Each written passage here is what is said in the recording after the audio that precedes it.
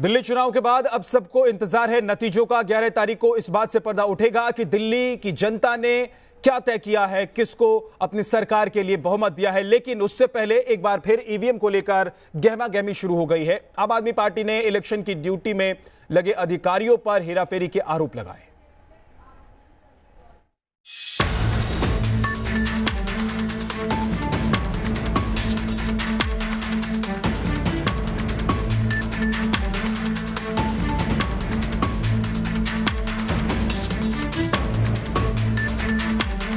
देश की राजधानी दिल्ली में लोकतंत्र के महापर्व पर हर पार्टी और हर नेता ने खुद को साबित करने के लिए दिन रात एक किया। दिल्ली चुनाव के दिन राजधानी की जनता ने अपनी ताकत का इस्तेमाल पूरे जोशो खरोश के साथ किया। अब बारी है जनता के फैसले की। विधानसभा इलेक्शन में चुने हुए नेताओं की किस्मत ईवीएम में कैद हो चुकी है और इन्हीं ईवीएम पर देश भर की निगाहें हैं। इसलिए इनकी सुरक्षा में भी किसी तरह की कोई कमी नहीं रखी गई है। दिल्ली में 21 जगहों पर स्ट्रांग रूम बनाए गए हैं, जहां सभी 70 विधानसभाओं में इस्तेमाल की गई ईवीएम को रखा गया है। दिल्ली विधानसभा चुनाव के मैदान में उतरे प्रत्याशियों की किस्मत अब ईवीएम में बंद है और ईवीएम स्ट्रांग रूम में बंद है और स्ट्रांग रूम की चाक चौबंद सुरक्षा व्यवस्था की गई है ताकि कहीं कोई गड़बड़ी न हो सके।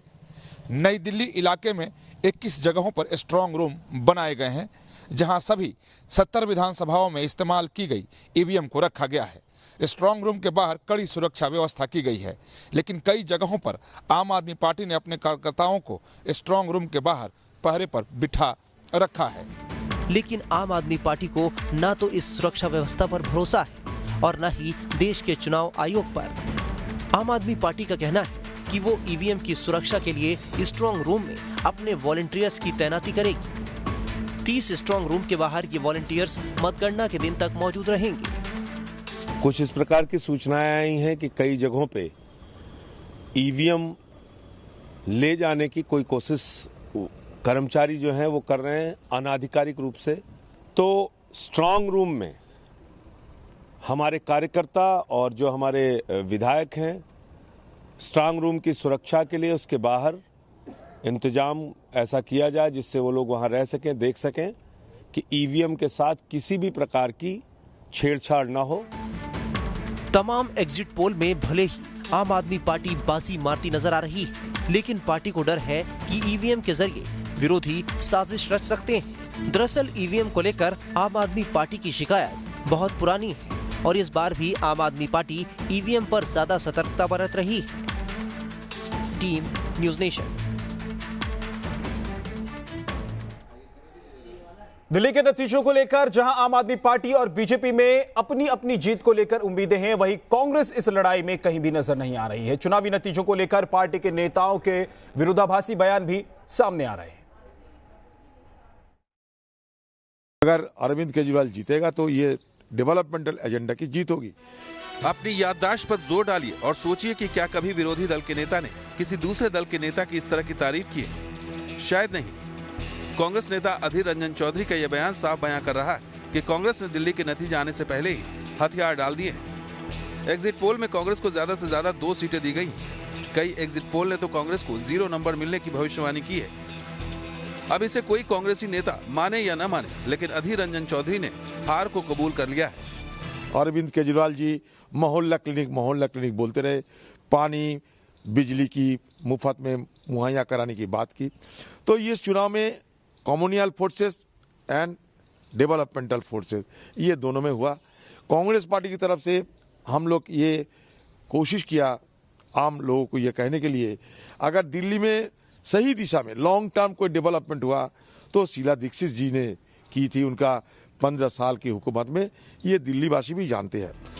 दरअसल अधीर रंजन के इस बयान के कई मायने निकाले जा रहे हैं। इसे दिल्ली में पार्टी के खराब प्रदर्शन से जोड़कर देखा जा रहा है। हालांकि पार्टी के सभी नेता अधीर की बातों से इत्तेफाक नहीं रखते। देखिए, पिछले कुछ जो एग्जिट पोल्स आए हैं उसमें आप देखें, हरियाणा में हमें 3 सीटें दे रहे थे, हमें 31 मिली। यूपी को महाराष्ट्र में 45 दे रहे थे, हमारे पास 106 आए। राजस्थान, मध्य प्रदेश, छत्तीसगढ़ में कहा था कि सरकारें बीजेपी की बनेगी, कांग्रेस की बनी। तो मैं पिछले कुछ दिनों से देख रहा हूं कि एग्जिट पोल में लोग फेल हो रहे हैं और मुझे पूरा विश्वास है कि कांग्रेस बहुत अच्छा करने वाली है इस चुनाव में। कांग्रेस के नेता नतीजों के एग्जिट पोल से अलग होने और पिछली बार से बेहतर प्रदर्शन का दावा जरूर कर रहे हैं, लेकिन ये भी सच है कि दिल्ली में चुनाव प्रचार से लेकर घोषणा पत्र जारी करने तक कांग्रेस पार्टी का रुख बेहद ढीला रहा। नहीं, राहुल गांधी जी दिल्ली के चुनाव में गायब हैं और दिल्ली के चुनाव में गायब होना राहुल गांधी को भारत के परिदृश्य से गायब कर देगा। अच्छा मैसेज नहीं गया है। मैं कल गया था, सारे कांग्रेस के जो टेबल है ना, सब हताश बैठे थे। मैं समझता हूं कि कांग्रेस का इस तरह से हाशिए पे जाना राहुल गांधी जी को चिंता करनी चाहिए। राजनीति के जानकार मान रहे हैं कि कांग्रेस पार्टी ने ऐसा जानबूझकर किया है, क्योंकि पार्टी ने यह मान लिया था कि दिल्ली चुनाव में पार्टी के प्रदर्शन 2015 के मुकाबले बहुत ज्यादा सुधरने वाला नहीं है और यही वजह रही कि उसने बीजेपी को बाहर रखने के लिए आम आदमी पार्टी को वॉक ओवर देना ज्यादा बेहतर समझा। Team news nation.